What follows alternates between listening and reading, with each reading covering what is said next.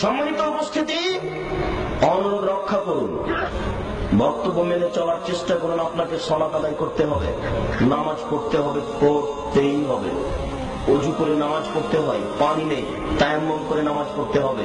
মাটি নেই, বিনা অজুতে বিনা তায়াম্মুমে নামাজ পড়তে হবে। পশ্চিম দিকে মুখ করে নামাজ পড়তে হয়, পশ্চিম বোঝা যায় না, বিনা পশ্চিমে নামাজ পড়তে হবে। দাঁড়িয়ে থেকে নামাজ পড়তে হয়, দাঁড়িয়ে থাকা যায় না, বসে থেকে পড়তে হবে। বসে থাকা যায় না, শুয়ে থেকে নামাজ পড়তে হবে।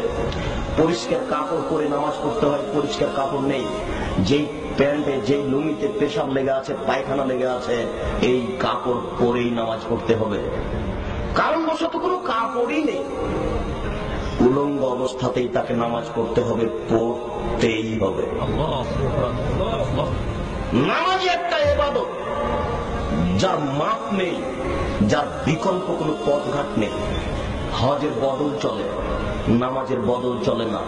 হজে কিভাবে বদল চলে? আমি অসুস্থ, আপনাকে টাকা দিলাম, আপনি হজ করলেন, হজ আমার হয়ে গেল। হজের বদল চলে, নামাজের বদল চলে না। রোজার বদল চলে, আপনি অসুস্থ, সিয়াম পালন করতে পারছেন না, সকাল সন্ধ্যা আর একজনকে খাওয়ালেন, রোজা আপনার হয়ে গেল। রোজার বদল চলে, নামাজের বদল চলে না। তাই বহুদিন পূর্বে ইমাম আহমদ ইবনে হাম্বল রাহিমাহুল্লাহ বলেছেন, কেউ যদি অলসতা করে এক ওয়াক্ত নামাজ ছেড়ে দেয় তাহলে তাকে কুরবানি করতে হবে।